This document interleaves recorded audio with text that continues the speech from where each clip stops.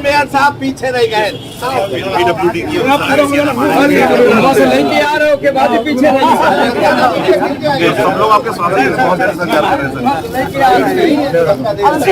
आइए हम भी देते भाई साहब। सर इधर से देखना लेफ्ट साइड एक पैसा हमारा। उत्तर प्रदेश सरकार के 8 वर्ष पूरे होने पर सरकार की तरफ से एक पत्रकार वार्ता का आयोजन कानपुर के सरसैया सभागार में हुई, जिसमें उत्तर प्रदेश सरकार के उच्च शिक्षा मंत्री योगेंद्र उपाध्याय के साथ कानपुर के लगभग सारे जनप्रतिनिधि, शासन के आला अधिकारी मौजूद रहे। नगर निगम द्वारा आयोजित प्रदर्शनी, जिसमें हर घर जल योजना का चित्रण किया गया, अलग अलग विभागों से संबंधित अलग अलग स्टॉल लगे। सबसे पहले मंत्री ने फीता काटकर प्रदर्शनी का शुभारंभ किया। पत्रकार वार्ता के दौरान बताया कि बीते 8 वर्षों में उत्तर प्रदेश में सभी क्षेत्रों में अभूतपूर्व परिणाम देखने को मिले, जिसमें महिला सुरक्षा, कृषि सुधार, शिक्षा की गुणवत्ता में बड़ा बदलाव, स्वास्थ्य सेवाओं परिवर्तन तथा मुख्य रूप से कानून व्यवस्था में हुआ सुधार। सरकार के पराक्रम का संकेत है कि इस दौरान 1900 अपराधियों के ऊपर गैंगस्टर की कार्यवाही सरकार की मंशा को परिभाषित करती है। देखिए, जो लोग संविधान की किताबियां लेकर पूरे देश में घूम रहे थे, राजनीतिक ठगी की थी जिन्होंने 24 के चुनाव में कि ये संविधान को बदल देंगे, आरक्षण समाप्त कर देंगे, वो अगर मोदी जी तीसरी बार आ गए तो मोदी जी तीसरी बार भी आ गए। पूरे विश्व ने देखा, दुनिया ने देखा, उन्होंने भी देखा कि ना तो संविधान बदला गया, ना आरक्षण समाप्त हुआ।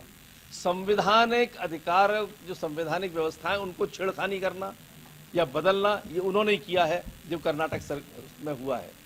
मुस्लिम आरक्षण की व्यवस्था संविधान में कहीं नहीं है, उन्होंने लागू कर दी है।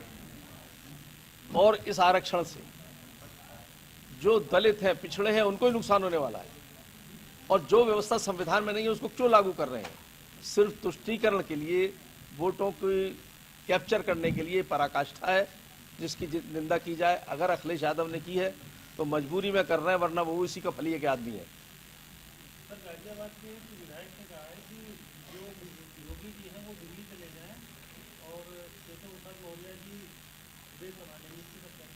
ये उनकी अपनी विचार है, उनसे पूछिए, मुझसे क्यों पूछ रहे उनके विचारों को। राणा सागर विवाद पे उन्होंने कहा है कि जो विवाद का बयान हुआ था, अध्यक्ष ने समर्थन किया।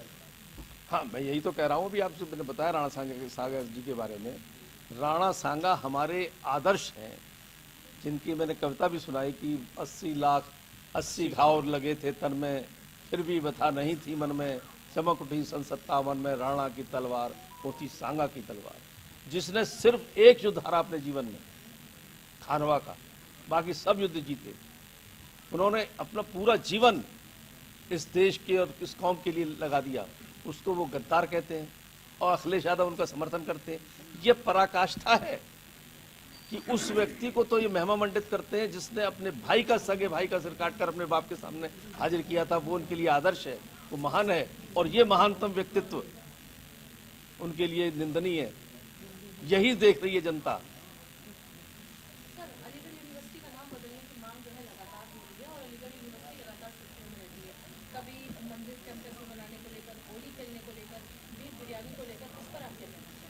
देखिए, जो जिस धर्म को अनुयायी है, उस धर्म की छूट संविधान भी देता है, हमारी पार्टी भी इसमें कोई ऐतराज नहीं करती।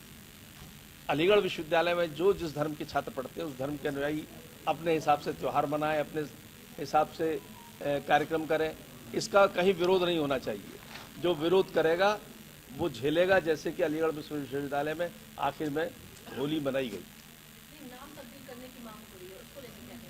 अभी हमारे सरकार के सामने ऐसी कोई मांग नहीं आई।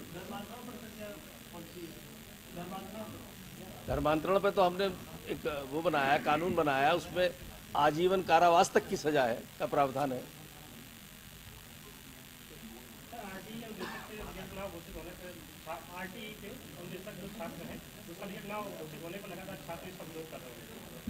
नहीं, छात्र इसका विरोध कर रहे हैं,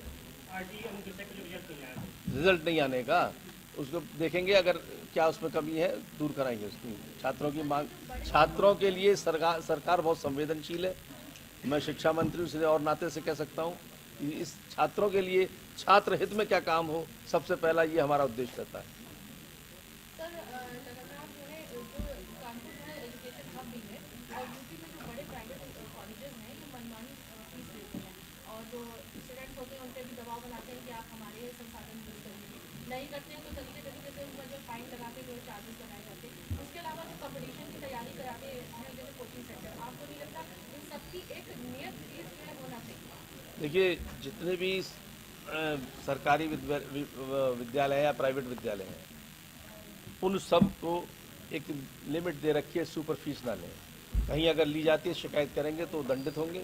और ऐसी जो आपने कहा कि अब कुछ सामान विक्रय करने की भी लिए दबाव बनाया जाता है, शिकायत मिलेगी, निश्चित कार्रवाई होगी। प्राइम संदेश न्यूज से संवाददाता मयंक सैनी की रिपोर्ट।